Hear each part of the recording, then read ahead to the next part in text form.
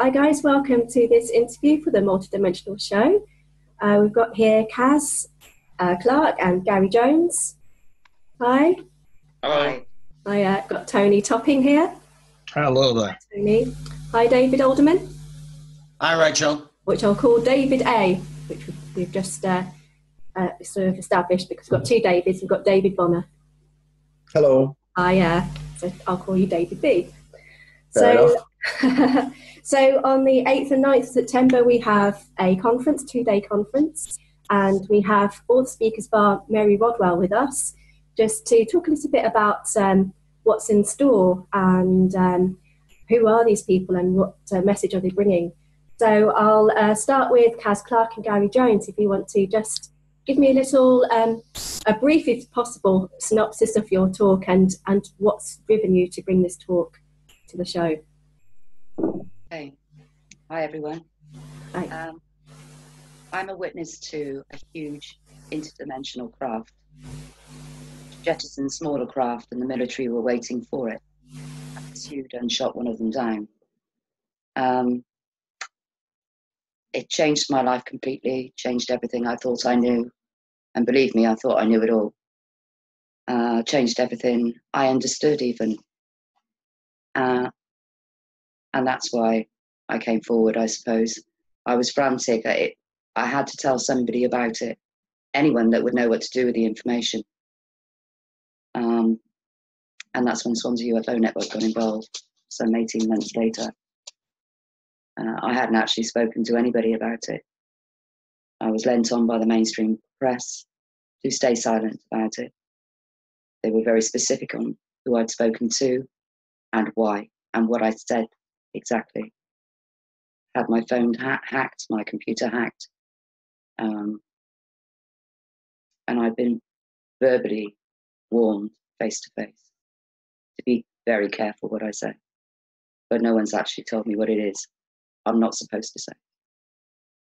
And this happened behind my house. I live on top of a mountain. And the military had flagpoled the whole situation. If they hadn't have watched the airspace continuously for 3 days and 3 nights, I would never have been out there watching with them. And what I saw challenges everything for me. But to come and threaten my family is why I've come forward. Because this involves us all. What have they done? Because they pursued and shot one of these things down. Well, I'm Gary Jones, and I'm one of the investigators from Swansea UFO Network.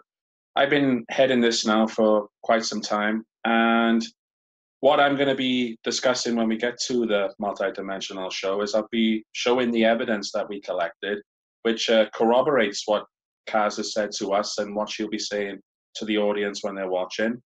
You're also going to see how the military's actions are not a military exercise, as you could define it.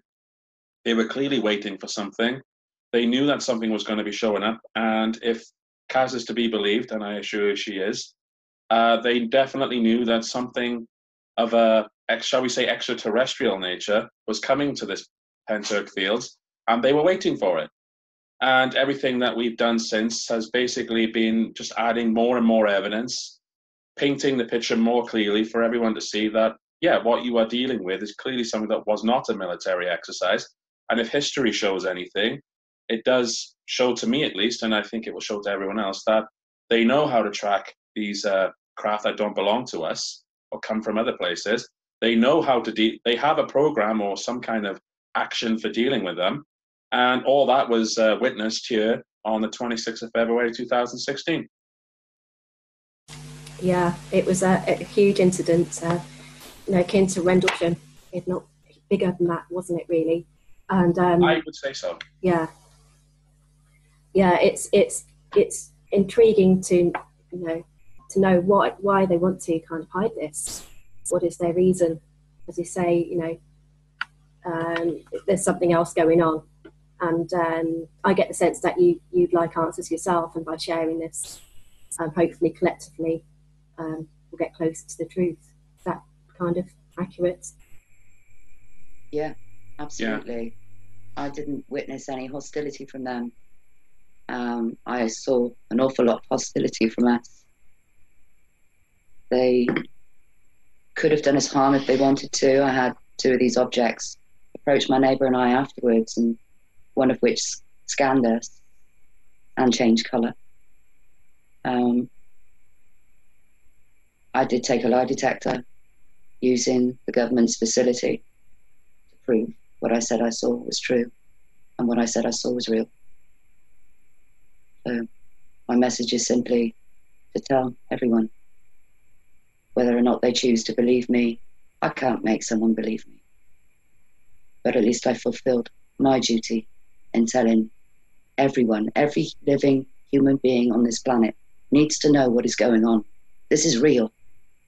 What have we done? This is serious. Involves me and my family, you and your families, every living human being. And we're the last people to know, for whatever reason. What is this secret? Who are these people? Well, from what I saw, this isn't the first time this has happened. They knew what to expect, and the military knew what to expect. And they closed the entire country's airspace to deal with it. And the ISS was watching. There's just insurmountable evidence, isn't there? And witness reports all across the world that there's things going on. We have other people here that witness it. Well. Sorry, I just wanted to say that, I mean, I've looked at a number of other cases over the years. I mean, I've seen Ben Emlyn-Jones talk about the Nottingham case. I've seen about the Sheffield incident. I mean, I've looked at Rendlesham and the Berwyn Mountains as well. I mean, when you look at those cases alone, and these are all just in the UK and just over the course of the last couple of decades, the amount of similarities between witness reports, military action, and everything that happens afterwards in terms of cover-up and trying to get access to even the most basic information you would feel, is always the same. There is definitely some kind of program of dealing with craft that are not ours, that clearly belong to someone else. And if you want to say extraterrestrials, I will say that, yes.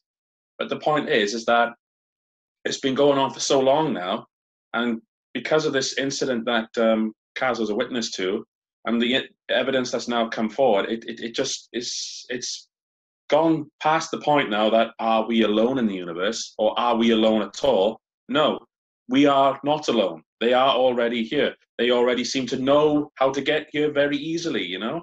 They have their own means and technologies for doing that. The question is now, who are we dealing with?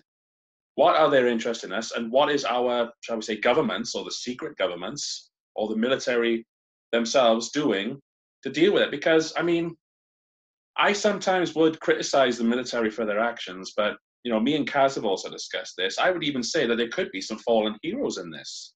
Because one of the things that I've discussed with Linda Moulton Howe, and she's put this in an email to us, she's confident that from whistleblowers for her, that we are in a secret war of some kind with an extraterrestrial race, or races maybe. But she lays it out herself, that how do you get the military to talk about it if they won't go on record? How to prove it if they won't come forward? It's always left to people like us, you know, us who have a passion and an interest in it. So it may be that, you know, these people are doing an incredibly brave thing, and they're not being recognized for it either. You know, so there's a double-edged sword here. You know, they need obviously, I reckon if we were to go public with this, it might take a huge burden off their shoulders, the ones who have to deal with it. You know, the soldiers who have to get up and go deal with something incredible like this. But at the same time, they're putting lives in danger because they're using live weapons and ammunition over public spaces. It's like the hospital, for instance. I say to myself, I mean, what if that thing had crashed into the hospital? Now, I say, I don't know what they shot down. I do think it's this green thing that went over to Lantris and after the main craft itself had disappeared. But the thing is, they shot at something and it crashed. And it almost crashed, and it could have almost crashed into a hospital. Do you know what I mean? What would the headlines have been then for the military? You know, I mean, military exercise goes horribly wrong. I mean, you know, it's just, we need to know now. I mean, it's time for the world to grow up and realize that enough's enough. You know, let's get the word out there. That's what people are going to come away with when we finish our talk on. When we finish it, you know, they're going to see that Kaz is definitely someone who has gone through something incredible. and the evidence we've collected will corroborate it, and also that this was not a military exercise. So that's what I'm going to be hoping for when people see us. I really look forward to hearing you both talk. Sounds fascinating, and it just goes deeper and deeper, doesn't it? But I'm very confident that collectively with these type of events, we'll get to some kind of truth about it all. I want to turn to Tony, if you're there, Tony. Yes, I'm here. Hello. Hi, I thought it'd be good to move on to you as you'll be talking about your experiences. They're lifelong experiences, aren't they, with UFOs? Yeah. About 40 years spanning it. I don't know. Do you know? I don't know how the speaking is arranged, but it would be nice if I could speak after Kaz, because I can go a bit deeper into the mechanism of the UFO cover-up, how it all works. The fact of the matter is that people's lives have been threatened, including my own. There's an element of this that I can't really talk about because there's a threat behind it, and the thing is with this, it's as Gari says, there are unsung heroes in the military that are trying to deal with this, and it's a very tricky situation. I've been to the gates of hell and back with it in every sense, and with the UFO phenomena, it's biblical as well as there's like an esoteric biblical connection to it, as well as a cover-up. Humanity faces various issues around the UFO phenomena. There is a war. You could say in biblical proportions it's a war in the kingdom of heaven, but there is a war between extraterrestrials. You could even describe it as a Cold War. Yeah, so, and it stems really from, I suppose it all went wrong when Eisenhower took office and somebody somewhere bought a used UFO from somebody who they didn't know, in the most comical, darkly comical sense of the word, and they've paid for that ever since. We, as the human race, have paid for that ever since. Yeah, it sounds intriguing, and hopefully we can find out more on the day. Yeah, there's definitely so much evidence out there and so much cover-up going on. Speaking to Mary Rodwell as well. There is. I think what it is with my particular talk is that it's going to be, for example, the military. In about 2014, the military held a major exercise near my home because there were UFO activities in the field nearby. And the thing is that you kind of like deal with this in percentages. So, for example, 95% of the UFO phenomena is plasma, weather balloons, aircraft.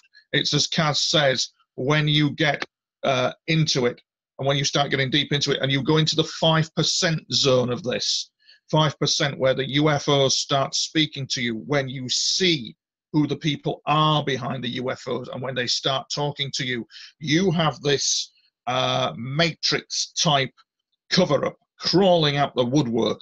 It is oppressive, it's fascist, it's undemocratic, and you have that going on. And it's very sinister. And I was targeted, only this morning I was targeted, which I won't go into details about. And I don't say that to be sensationalist either. It's just shocking. So I was targeted. I've been targeted with what would be called remote mind control technology, RMCT. And it's targeted because our military do know that these UFOs are present in the sky. I recently lost my mother in March. I believe that she was targeted in tragic and horrifying circumstances, and I'm surprised that I'm still sat here, all together with it all, because I nearly cracked up with the sheer stress and pressure of it. And you see, this is the thing that people kind of like don't realise. There is a stress to it all. There is a pressure to it all, and it's at another level as well. So the kind of like the guys who were at Kaz's UFO incident, there's another level to it, an oppressive level, where there is, I would describe it, a major civil war, internal war among ETs. An internal war is definitely present, and it's all about humanity, and it's all about the direction we are going, because I think contact with the UFO phenomena is a sacred experience. So I'll be describing to the audience the cost, the hell that I went through, and the fact that it is faith and spirituality in the most adverse of circumstances when faced with the situation I am faced with ongoing. Recently filmed some UFOs over the Marine Lake here in Southport. They were here for about 30 seconds, grey triangle, 3 pink lights on it, couldn't get it in time. And the reason why they were here for 30 seconds only is because they know, and I know, that they are indeed being tracked. They are indeed being monitored, these UFOs that are coming into our space. But by whom and by what? And what democratic and legal jurisdiction do they have? They don't. And as Kaz said earlier, somebody approached her from the military. I get the ridiculous emails all the time. But the point of the matter is that they don't have the legal jurisdiction to do all this. Somebody approached Dr. Stephen Greer, claiming to work for the FBI, or indicated they were FBI, threatened to arrest him, and Dr. Greer turned around and said, under what legal jurisdiction are you arresting me if the phenomena doesn't exist? Do you know what I'm saying? So you've got this circus going on where an element of the government and the military has failed to acknowledge to the people that the reality of the UFO phenomena and the reality that it exists, and there's good reason for it, because it's controlled by an element of extraterrestrial stroke military for ulterior motives. And that's very sad. It is very sad that the so-called nation that is defenders of the free world allowed that to happen. That's all I'm going to say on the matter. But so my talk is going to be consisting of about all that, really, covering the insights of what I've had to live through. And considering, and I highly recommend Kaz as well, because when she got up at Watford, she said she hadn't done public speaking and she wasn't good at it. And I've got to say that Kaz and Gary, amazing talk. I highly recommend that as well. Yeah, I'm really looking forward to that. Thank you, Tony.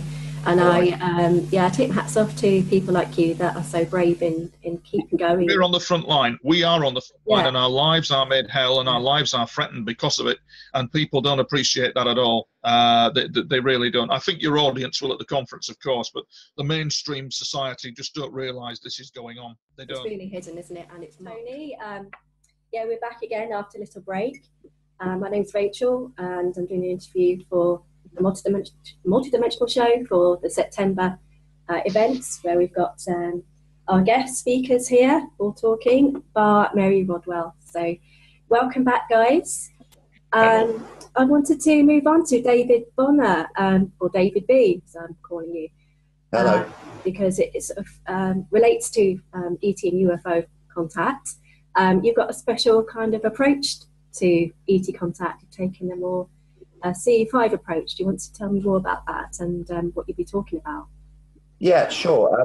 So there's going to be more than enough people there talking about kind of the cover-up and conspiracy side of the phenomena.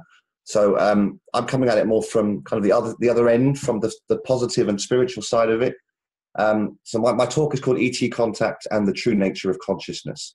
And rather than just reeling off a lot of hard facts, it's going to be kind of a personal exploration of my journey over the past 5 years and what I've discovered and experienced in that time. So again, I won't divulge too much about the talk itself, because save that for the day.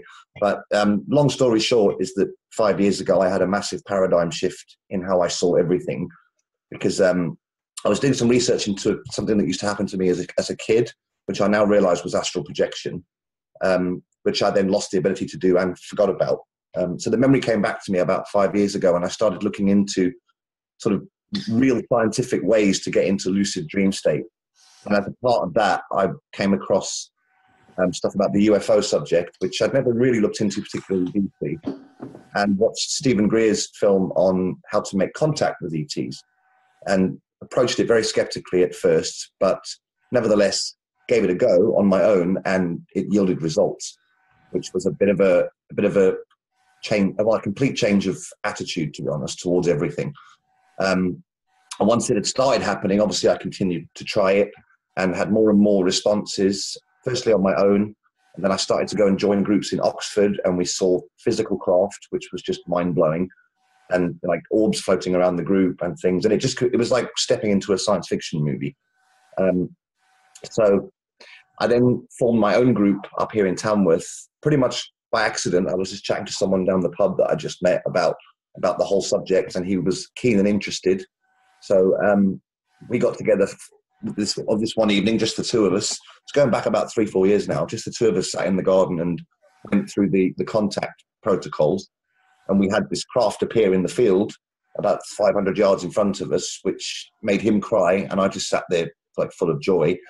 But to go back to something that Tony was saying earlier, I mean, I live in a little rural area called Faisley. It's like, you know, in the middle of nowhere. And we never get military craft come over Faisley ever. You know, and I've lived here for a few years now. And within 30 seconds of this craft appearing in the field in front of us, a squadron of jets flew over my house, heading straight towards where this thing was. And it faded out and collapsed. You know, so it was at that point I kind of thought, okay, this is not just my imagination. I'm not just seeing satellites in the sky, and you know, there's something to this. So over the course of about 6-7 months, the group grew to about 4 or 5 people that came regularly, and we saw some fantastic things happen.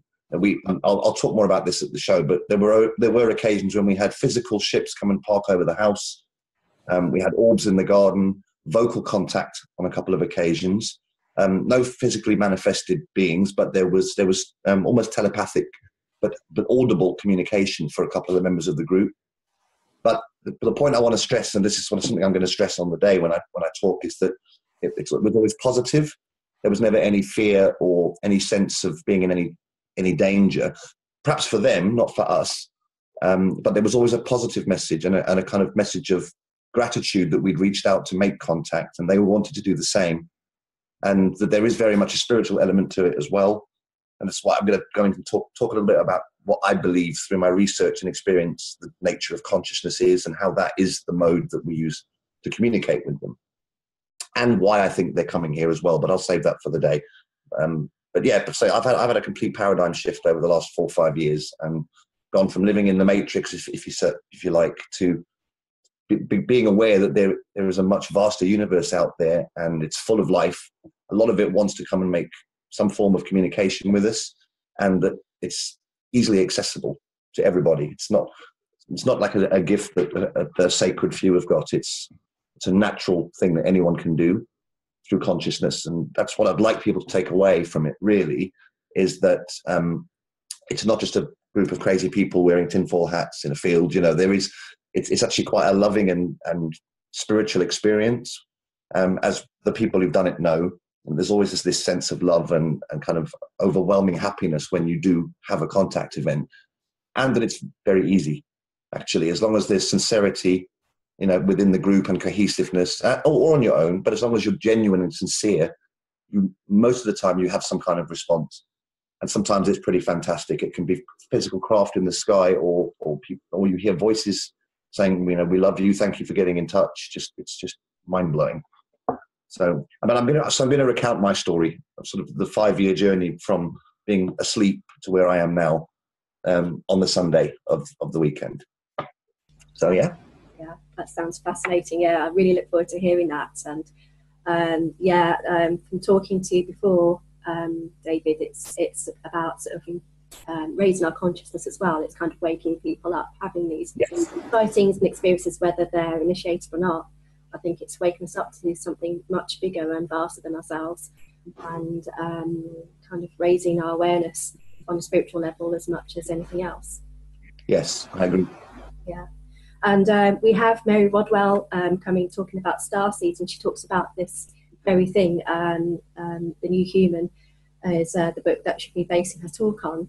And she's kind of saying a similar thing, that as we raise our consciousness, we start seeing more of these interdimensional and ET beings. And she definitely, from her massive research, sees this as a multidimensional kind of phenomena. There's children and young people recounting many memories, many gifts, reciting different languages. Their souls have come from these other planets, or they have this link or this knowledge from these other star systems and these other dimensions.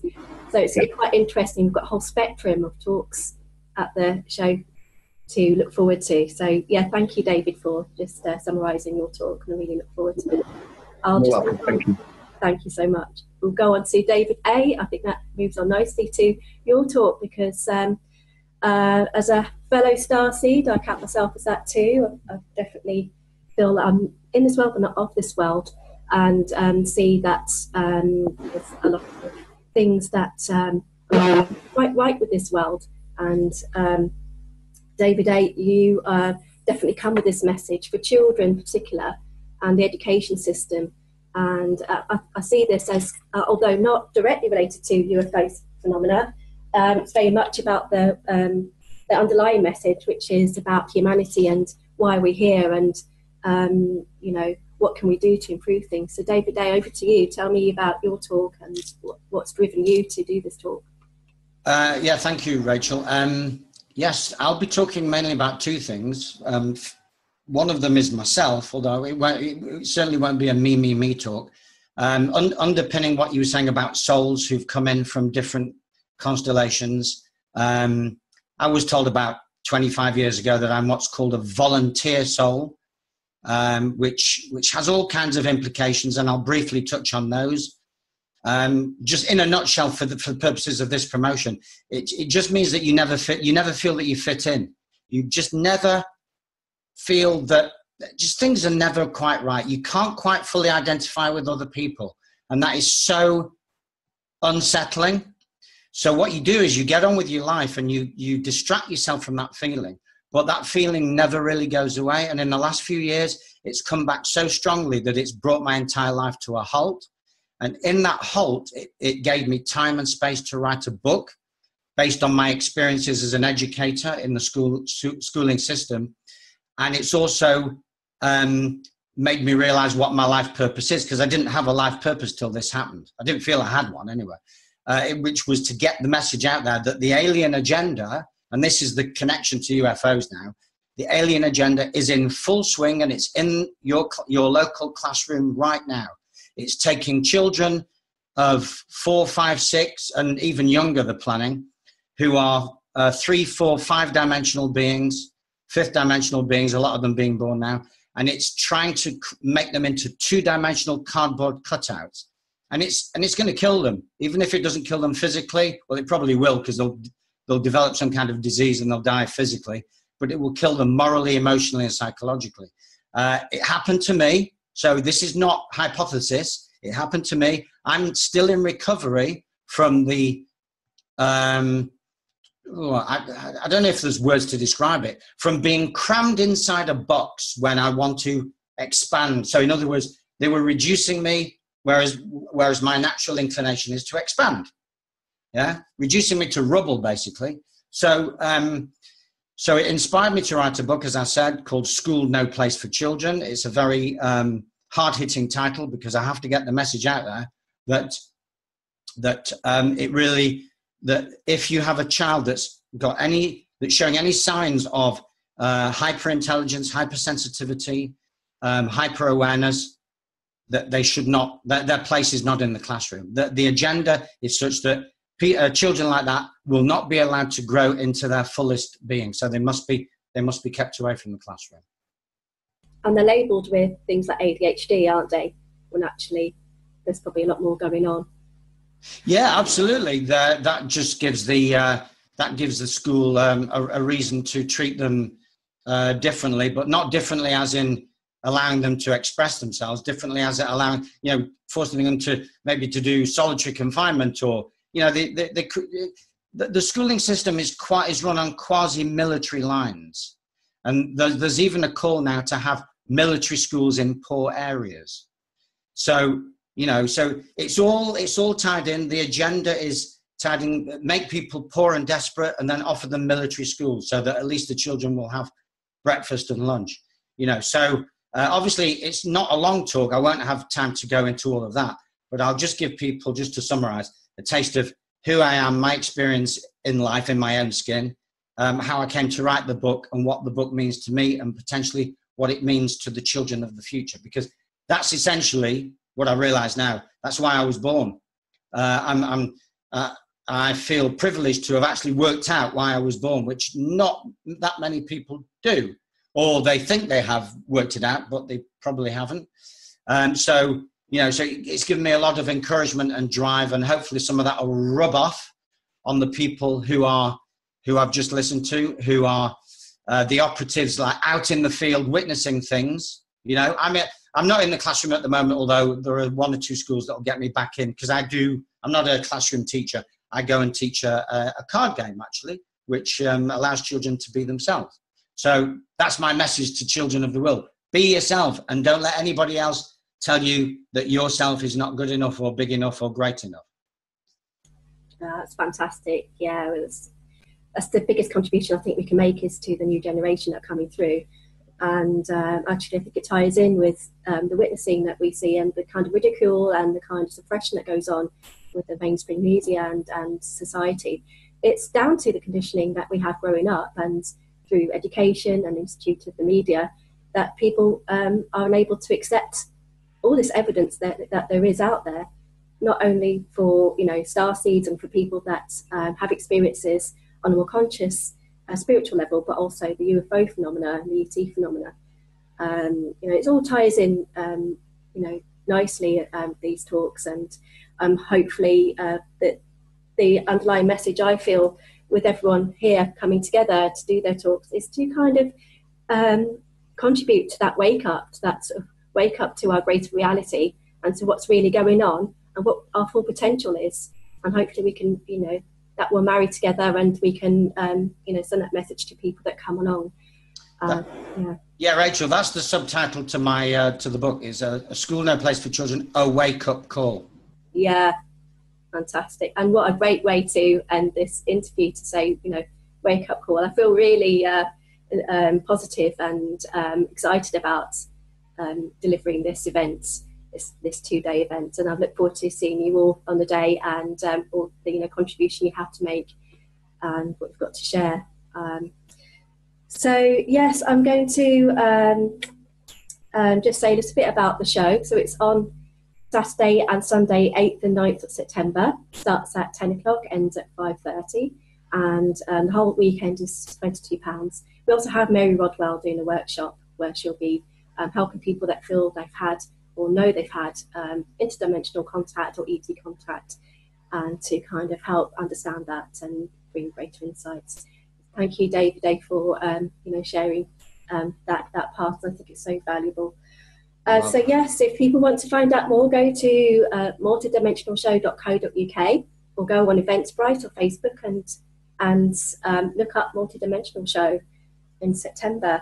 So just a parting message from everyone, if you want to just share a parting word, a message, or a call to people. If you want to just say anything while you're on unmute. David, you wanted to say something? Is that me? Yeah, as you were already unmuted. Oh, right, okay. A message to people about the show. No, I just say I'd like to extend my gratitude to you, Rachel, for allowing me into what on the surface doesn't appear to the untrained eye a forum for me to speak. But as I think what we've all done is work out that there is common ground, and if we can all find more and more common ground, then we can spread a positive message that seeps into the mainstream psyche. It's very difficult to take on the mainstream directly, but we can go underneath it and undermine it gradually. That's great, thank you. Kaz and Gary, do you have a parting message? I'll just say that, you know, for people who are interested in UFOs and the Multidimensional Show, just come on down, see for yourselves.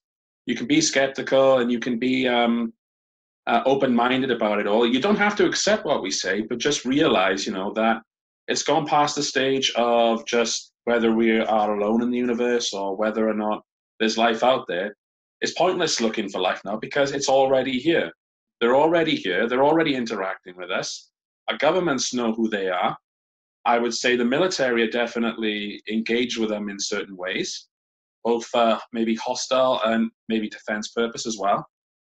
And I would just say, like, you know, with David and Tony and everyone else and yourself included, that it's not always about like abductions or, you know, hostile intentions. They do have positive messages to spread as well, because I'll just say for myself, you know, I am an experiencer myself. I've had my own things in life, and don't get me wrong, some of them have been, I would say, quite traumatic, but at the same time they have lifted me up, you know, to a higher level of learning and awareness, you know, which is how now I'm able to, you know, sort of deal with the situation and everything else. So you know, realize there's a big world. There is a big world out there for us. You know, beyond planet Earth. It's just a question of, you know, do humanity, the family, want to grow up and explore this world. You know, so that's my message there. Mine's simply, please come and listen, because my message is for all humanity, whether you believe or not. Thank you, Kaz. Thank you, Gary. Tony, I can see that you're itching to say something as well. I saw you unmute yourself earlier. Do you have Yes, I woke up. Yes, at the end of the day, I think that all the speakers here have summed up that there is a shift in the paradigm of consciousness. More importantly, there is a biblical kind of satanic, demonic issue going on behind the scenes. It's very real. Hence the infiltration of children and so on and so forth. And I think that's what we've got to look out for. I think people need to be awake as to what is going on around them, most definitely. Yeah, agreed. Yeah, thanks for that, Tony. And David B, do you want to just give a message, parting message? Oh, you're still muted. Hang on a second.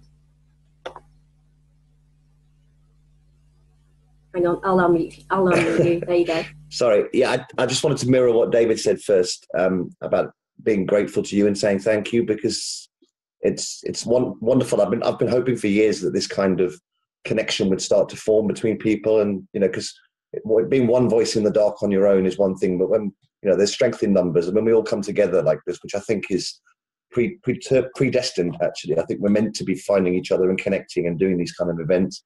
That the snowball will just get bigger, and you know, we will get the message out there. And I'm excited to be a part of it and to be connecting with everyone, really. And it's an exciting time to be alive, actually.